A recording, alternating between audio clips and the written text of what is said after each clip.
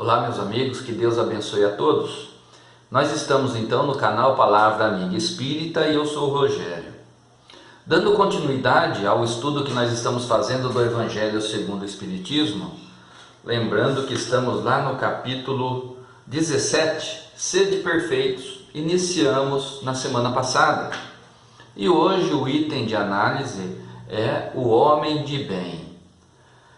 Aconselho os irmãos a fazerem uma leitura bem devagar, com atenção a esse item, o homem de bem, porque por mais que a gente consiga fazer um resumo aqui, nesse vídeo, nesse encontro, a grandeza do ensinamento contido neste item é fantástico.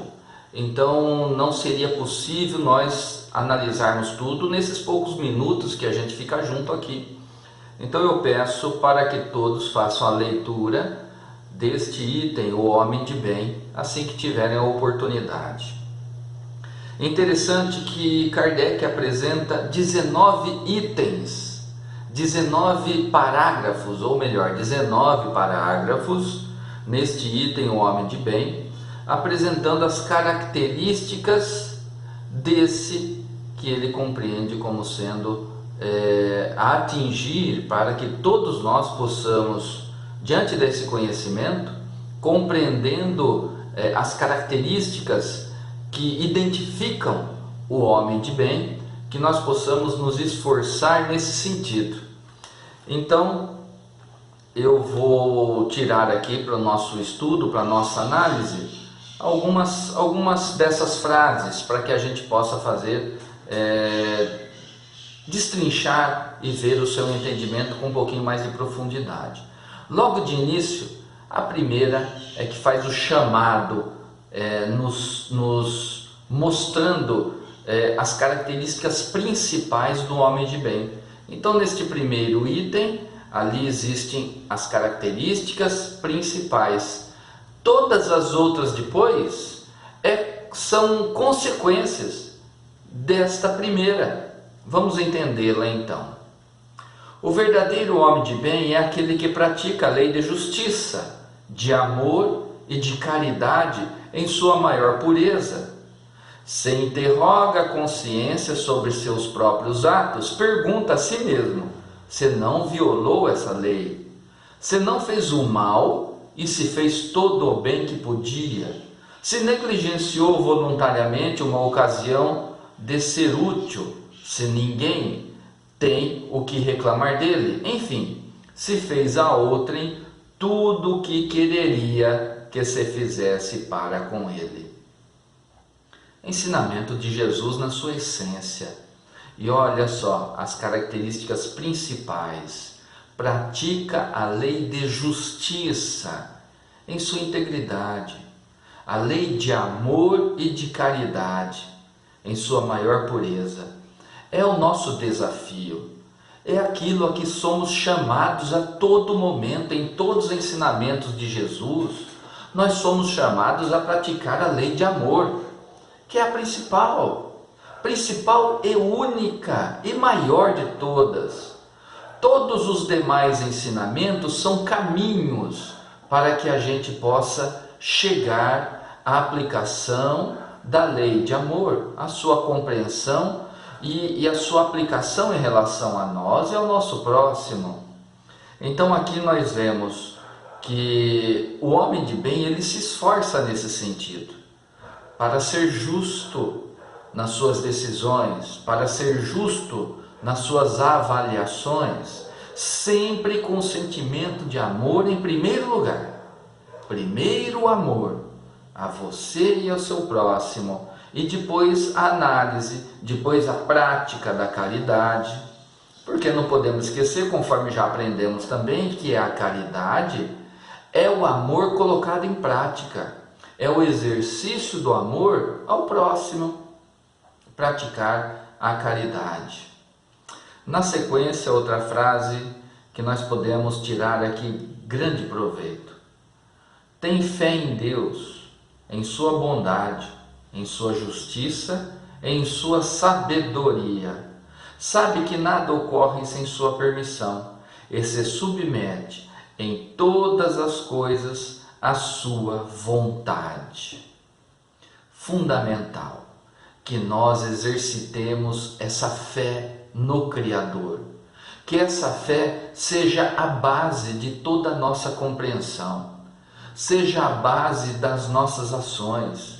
Essa fé em Deus que faz com que nós, muitas vezes, diante dos acontecimentos da vida, que nós enxergamos esses atos, esses acontecimentos, o comportamento do outro, e nós não conseguimos encontrar uma resposta por que age dessa forma. Porque diante de todo o acesso que tem, todo o acesso que a criatura tem ao conhecimento, às facilidades muitas vezes, à abastança, a pessoa ainda continua agindo na ignorância, ainda continua levando a dor e o sofrimento ao seu próximo. Apesar do Espiritismo nos revelar as causas que está dentro do ser, as causas que estão dentro do ser, tudo o resto é consequência disso. Nós compreendemos, entendemos até, mas quando algo extrapola essa razão lógica nossa de compreender e entender, nós então nos apegamos à fé em Deus. Nós nos colocamos à disposição do Pai e entendemos, por acreditarmos nele e na sua justiça, que tudo está de acordo com as suas leis e a sua vontade, e que muitas coisas então que nós não encontramos resposta, nós simplesmente nos colocamos à disposição do Pai para entender que tudo o que acontece nesse mundo está de acordo com o planejamento do Criador e de Jesus. Principalmente nos dias atuais, nos eventos que nós estamos vendo atualmente, catástrofes de terremoto climático, catástrofes de conflito entre nações, povos diferentes, comportamentos que saltam aos nossos olhos de grande agressividade, de comportamentos que muitos classificam como desumanos, porque como que pode um ser agir de tal maneira brutal em relação a outro ser? Então nós não encontramos muitas vezes em nosso raciocínio resposta para essas questões que são muito profundas, mas nós nos apegamos à fé em Deus, e aqui no final diz assim: se submete em todas as coisas à sua vontade. Tem fé no futuro, por isso coloca os bens espirituais acima dos bens temporais, ou seja, dos bens que pertencem a esse mundo, das questões desse mundo, porque assim somos chamados a ampliar a maneira de enxergar os acontecimentos da vida, ver a essência que todos nós somos, espíritos, filhos de Deus, que sobrevivemos a tudo o que acontece nesse mundo, porque retornaremos um dia à nossa pátria espiritual. E o que nós vamos levar conosco? Os verdadeiros tesouros, os tesouros do conhecimento, do sentimento, das virtudes, dos corações que ajudamos, que auxiliamos, que conquistamos. Esses são os verdadeiros tesouros que levaremos conosco. Os outros pertencem tudo a este mundo, portanto não nos pertencem, pertencem a Deus. Somos apenas possuidores, usufrutuários de tudo que tem aqui. E com essa visão de darmos entendimento a essas questões materiais, nós ampliamos a maneira de enxergar e nos espiritualizamos cada vez mais. O homem de bem tem isso em seu coração, esse entendimento, e começa a dar valor às questões do espírito, Não deixando de lado, abandonando as questões deste mundo, não é isso, não vamos interpretar dessa maneira maldosa de enxergar as coisas, mas vamos entender que devemos lembrar sempre dos ensinamentos de Jesus: a César o que é de César, a Deus o que é de Deus. Estamos aqui nessa experiência necessária para a nossa evolução, vamos nos dedicar ao máximo às questões que nos dizem respeito à nossa evolução, à nossa melhora, o nosso bom relacionamento com o próximo, porque tudo faz parte aqui, neste momento que estamos passando, desse mundo. Aqui é a nossa escola e temos que aproveitar ao máximo o conhecimento possível de ser adquirido na escola que nós estamos cursando. É esta, para quando chegar ao final, nós passarmos de ano, retornando à pátria espiritual de uma maneira melhor do que estamos hoje. É um grande desafio. Outro item fantástico aqui. Sabe que todas as vicissitudes da vida, todas as dores, todas as decepções, são provas ou expiações, e as aceita sem murmurar. É o entendimento que nós somos levados a ter através do estudo, dos ensinamentos de Jesus e da doutrina espírita, que todas as situações que nós passamos, elas são passageiras. Elas têm um tempo de perdurar, elas têm um tempo até que nós aprendamos com aquela situação e tiremos as lições necessárias daquele momento que passamos. Pode ser que esse momento, esse termo que nós utilizamos, esse momento, seja passageiro de uma existência material completa.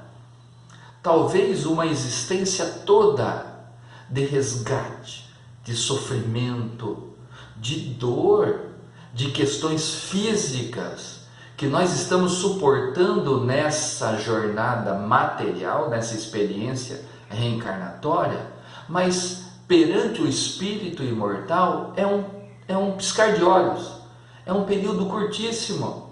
Nós iremos ter uma noção mais completa a respeito disso quando retornarmos à pátria espiritual, no momento adequado. Quando chegar a nossa hora, seguindo a natureza, seguindo a nossa programação espiritual. Então nós temos hoje, através desse conhecimento, condições de nos resignarmos com as situações da vida, suportá-las sem murmurar, conforme o texto diz, significa não ficar revoltado com a situação que nós passamos hoje, com o sofrimento e as dores, porque aprendemos que seu Pai, na sua justiça absoluta, permitiu que o seu filho estivesse passando por um período de dor e sofrimento, é porque ele sabe que o seu filho tem condições de suportar, de vencer esse momento e sair vitorioso ao final. É chegado o nosso momento, o momento de colhermos aquilo que plantamos lá atrás, ensinamentos do Mestre. E ao mesmo tempo em que hoje nós estamos colhendo o que plantamos, se plantamos coisas erradas, equivocadas, é lógico que o resultado, a colheita, será de dor e sofrimento. Então, se nós estamos passando por esse momento, que nós possamos então colher aquilo que plantamos lá atrás, é nossa responsabilidade, não é culpa do outro, não é culpa de Deus de maneira alguma, mas durante esse período que nós possamos então, porque compreendemos isso, semear coisas boas.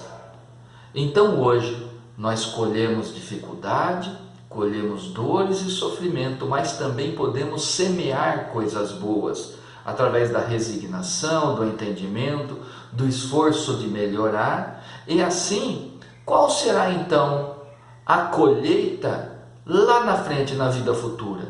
Aquilo que eu estou plantando hoje é minha responsabilidade, é sua responsabilidade.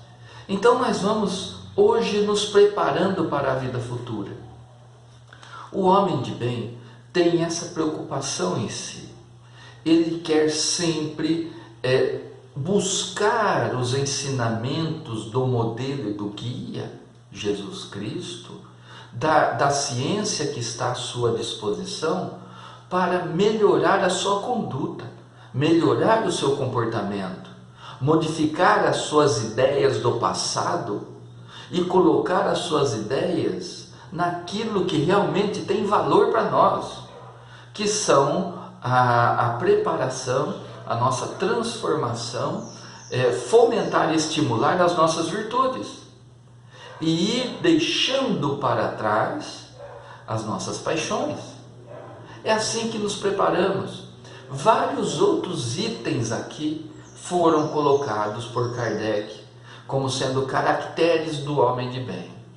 Nosso desafio é lê-los, analisar aquilo que já conquistamos, analisar aquilo que ainda não conquistamos e nos esforçar para isso. Porque lembramos que nós estamos no capítulo onde Jesus nos chama a sermos plenos em tudo. E nós temos Jesus como nosso modelo, nosso guia.